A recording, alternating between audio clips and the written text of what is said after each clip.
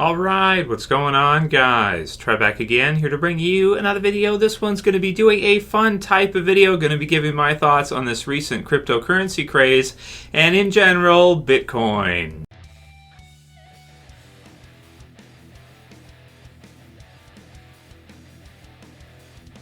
So I thought this would be a fun type of video just to kind of switch it up and give you guys my thoughts on Bitcoin because, of course, over the holidays it was, I want to say, a hot topic for a lot of people to kind of discuss since it's kind of had a crazy meteoric rise in the last couple of years.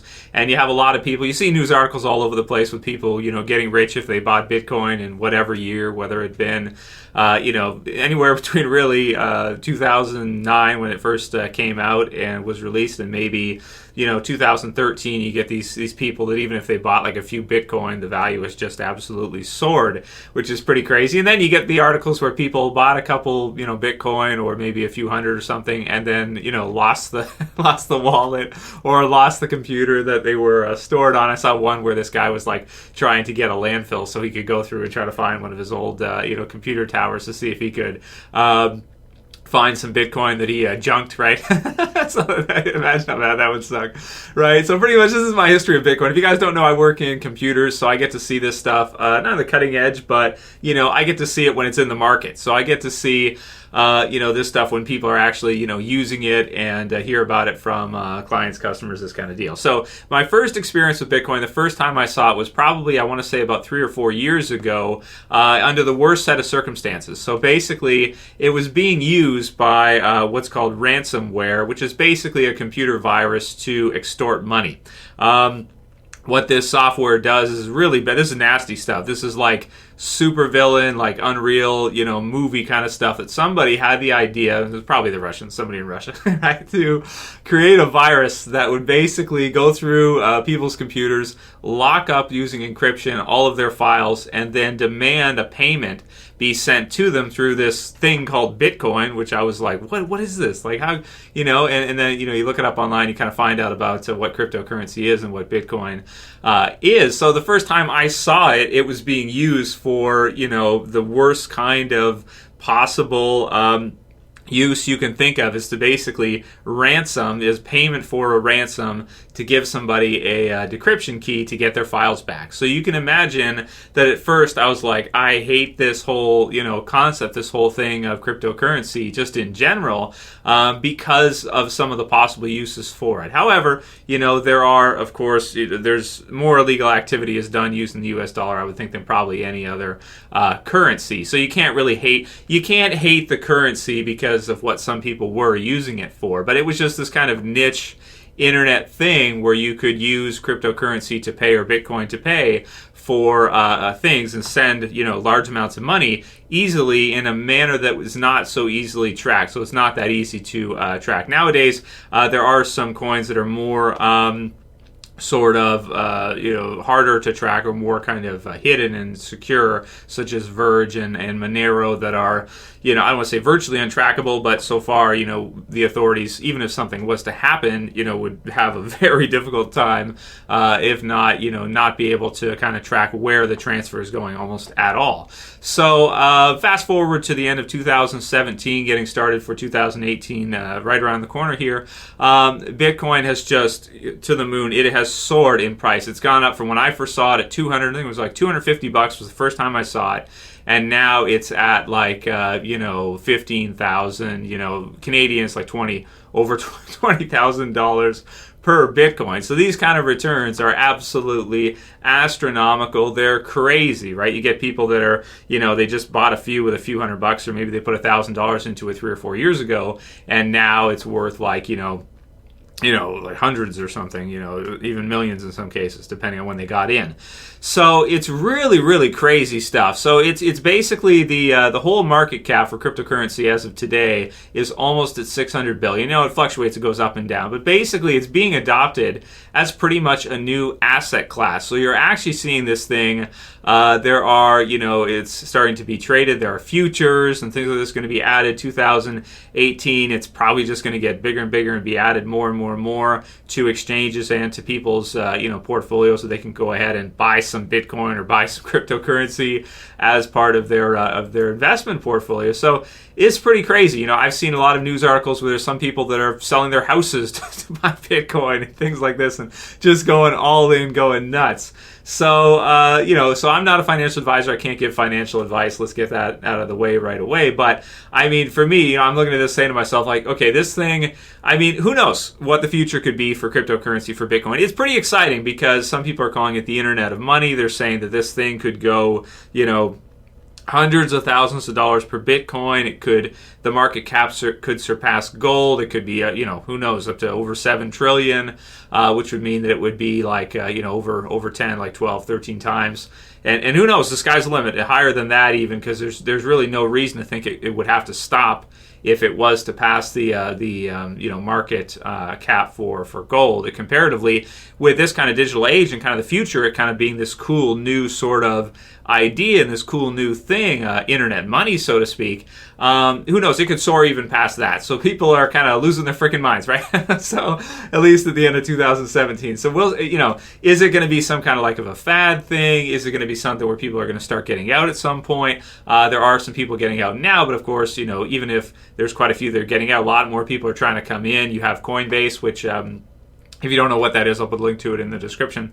Basically, you can sign up for an account on the exchange where you can buy and trade. Right now it's got Bitcoin, Ethereum, Ripple, and then Bitcoin Cash. Or sorry, not Ripple yet. It's got Litecoin, Bitcoin, Bitcoin Cash, and Ethereum. So there's rumors that Ripple might eventually be added because it's one of the top, per market cap, it's number 3 right now. So this stuff is really crazy, man. With new technology, you really never know what's going to happen with this, how widely adopted it's going to be. Certain governments are supportive of it. You have the Japanese, early supporters of it. So far, the U.S. hasn't done much to stop it. It hasn't done anything to really get in its way. So but again, that's not really telling that you don't know if eventually they're going to be like, hey, we're the ones that are supposed to control money. What are you guys doing? Something like this once it gets big enough. So and even if they try to do that, could they stop it? No, probably not. But it could affect the value. It could affect the price if they came out and had a strong position against cryptocurrency. So, the future, you never know where this thing is going to go. It's really, really crazy. In terms of predictions and that, you can't really do it because you don't know. Nobody can. You get these people who come out here and try to say, based on how it's gone, if it continues, it's like, yeah, it could continue at the same kind of rate it's going, and in which case, buying one now would probably be a good idea, or even probably, let's be honest here, most people are probably not going to be able to buy, a full Bitcoin or this kind of deal. And like, selling your mortgage or, selling your house and all this kind of crazy stuff is just, that's insane, because the thing is, you got to be able to handle the upside, that'd be easy, but you got to be able to handle the downside too. So what if in 2018, the cryptocurrency goes through the roof, and eventually in a few years, let's say it surpasses gold and market cap, then you're talking about huge returns for anybody that pretty much you could probably have like an index stock portfolio your whole life, and you might not see returns like what they've seen with Bitcoin in just a few years, right? You're lucky in an index if your money doubles in a decade, you've done really well. You've done better than most people. Whereas you have with cryptocurrency now, like in a couple of months, this thing is like some of them are doubling, some of them are going higher than that. So it's really crazy stuff. I've seen certain videos online, stuff like this, where people are like, "Oh, crash, and now I'm broke or something." It's like, I don't know. I don't get it. Here's the thing. It's a super volatile asset. It's like a damn roller coaster. You got changes like corrections. A correction would be like 20% drop, let's say. But with Bitcoin and with cryptocurrency, you have that's like a normal thing. Like here and there, every other week it'll be down 20%, and then it might be up, 30%, 50%. Some of them like Litecoin doubling, and Ripple and some of the others too, just going, gangbusters, going absolutely crazy. So it's a new, it's a new thing. Who knows what the future is going to be. If it sticks around as an asset class, long term, probably anybody who gets in around this time would probably do really, really, really well for a potential upside. But for a potential downside, you never know if there could be, something could happen, government intervention, hacking sometimes, for news, even if something doesn't get hacked, but if the news takes a very negative stance on it and starts to kind of pound on it and really put fear in everybody, then a lot of people might start selling for fear of losing, and vice versa. People fear of missing out, don't want to not have at least a little bit, because if it continues to go at the rate it's been going for a couple more years even, you're going to have a lot of people that are going to be doing really, really well. So it's a crazy game right now. If you guys haven't looked into cryptocurrency, I'd say, give it a look, but I would caution everybody, don't be one of these people that, spends life savings just on Bitcoin or mining, starting a mining thing. Be careful with this stuff, guys. If any of you guys are looking to get into it, if you're seeing all the hype that's going on right now, all I would say is, again, can't provide financial advice, not a financial advisor, but for myself, like I'm saying to myself, okay, if you've got some cash that you want to play with, and you want to go into a super volatile, high volatile type of asset where it's like, it could do huge things for you, but at the same time, it could kind of bottom out and you could lose a lot of money too. Only put into a cryptocurrency, I would say, what you can is the old saying, what you can afford to lose. But let's dissect that a little bit more. Let's get into that a little bit more, because I kind of hate these simple kind of sayings that people have.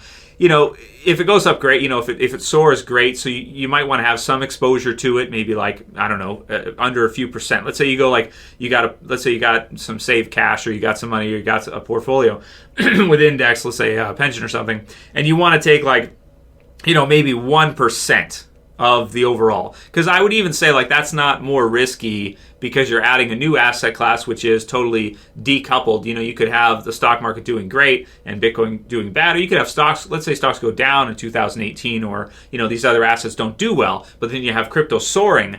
A couple percent, 1, 2, 3, 4% of it would probably actually just give you added diversity. And rather than having, let's say you have a 60-40 portfolio, you go 60 stocks, 40 bonds, let's say, kind of a classic, regular type of portfolio. You go 60-40. Instead, you go like, 39, 59, and then you go to crypto. You see what I'm saying? Like, you just put a little bit. That way, if you get an upside, you're like, yeah, I made some cash. Why not? In a few years, in 5 years, let's say, it's worth, I don't know, 100,000 in Bitcoin, or 200, or 300, or 400, 500. Because again, this is a limited. It's not even scarce. This is limited. There's only so many in the world. So anybody who gets one, if this thing stays around, yeah, you're gonna probably do just fine. Over the long term. But again, you don't want to have too much exposure to it, because if the whole thing kind of just implodes due to bad news and all this other stuff and government intervention, then your government's releasing their own cryptocurrency and who knows what, then it could go down too. So you got to be able to handle the downside as well as the upside, and the way you do that is going to be diversity. You have a lot of different things going on at once. So if one thing doesn't do well, if stocks do bad in 2018, if so many people decide let's all sell our stocks to go buy this Bitcoin thing, which could happen based on the rate it's going right now, it's like you're actually maybe more protected if you have a little bit, like 1%, 2%, in case so many people decide, let's get out of this old school system, let's get into this new system where there's a limited amount, the price is going to soar, and let's do that. So like I say, it's probably a good idea long term if you're able to hold something like this for 5 or 10 years from now. I would think the price would be higher than it is right now at 5 or 10 years. No guarantees, and because of that, you maybe just put in a couple percent or something. That way you don't get burned, and it doesn't, you don't lose your house. Don't bet the farm on it. Don't bet your house on it. It's not exactly the same as going to a casino, and just saying like, okay, I'm going to play and bet and whatever, bet on a sports team.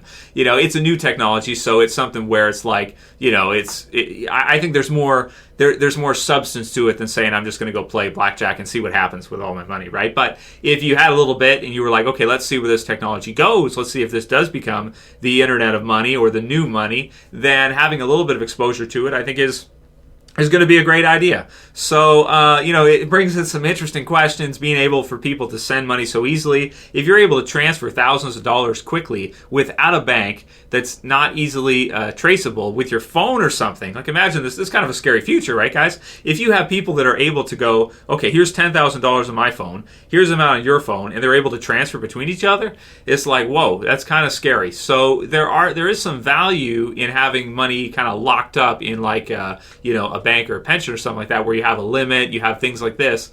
for theft and things like this, it's probably a good, it's probably a good idea to have that. So there's all kinds of things with, with crypto. A lot of exchanges have limits as well too, with withdrawal and this kind of thing. So it's not a bad thing, sending and receiving limits, stuff like this. But it's new, and there's a lot of things that are still yet to happen with it. A lot of people are saying, is it too late to buy it? I don't think it's too late, probably, to get in, because really it's kind of substantiated itself. It's gotten to a point now where if it's past 10, a couple months ago, past 10,000. So then it's like people are really looking at it like, okay, this is for real. This is probably not going to go away and just implode into nothing. So futures market, a lot of people want to get into it. Not a bad idea, I think, for possible upside potential, but you got to protect against the downside too. And you got to be careful, guys. You got to be responsible. Don't go crazy. Put everything into it. Don't sell your house and put everything into it. Don't bet the farm on it, because you never know what's going to happen. Really, nobody does. So those are kind of my thoughts for you guys on this crazy cryptocurrency craze that's been going on at the end of this year. People, they're making Wall Street look bad. You got these crypto guys who are like, oh yeah, bought Bitcoin at the beginning of 2017, made 17 times my money. It's like, dude, you can have your money on Wall Street your whole life. 17 times, unless you like Berkshire Hathaway or something, unless you bought something really good. But most people, it's like 17 times. What? It's like in 1 year. Like, if it sounds too good to be true, right? But maybe in this case, it's not, because this is something new that is being accepted as a new asset class, and this type of thing does not happen, like every day. This is a new thing we're seeing in a new age. And if you can get ahead of the curve, could you do really well? Well, you might be starting to see a curve here that you could be ahead of if you get a little bit. So I don't know. It's up to you guys what you guys think. You write your comments below. Let me know what you think about this crazy Bitcoin craze and cryptocurrency craze. And those are kind of my thoughts on it right now. I think it's cool for possible upside potential in the future. But, I just caution people, be really careful, guys. You don't want to get burned. You don't want your wallet to get hacked. You don't want to lose it. That's a big thing, too. People are securing their stuff up so much that, some cases they're losing it, or something's happening. And it's like, and they lock themselves out and they can't get in. So you got to be careful with security. You don't want security so tight, and then the other time you don't want to get hacked. You don't want to lose your stuff from someone else stealing it. That's the worst case. But you don't want to lose it yourself either. So it's like, there's a lot of value in just having an institution that can kind of hold this kind of stuff for you, so you don't have to worry about all this craziness, right? In trust, right? So crazy stuff, man. Let me know what you guys think. Write your comments below. That's it for this video. I'll see you guys again soon for another. As always, it's Trev, and I'm saying peace. Later, guys. See you soon.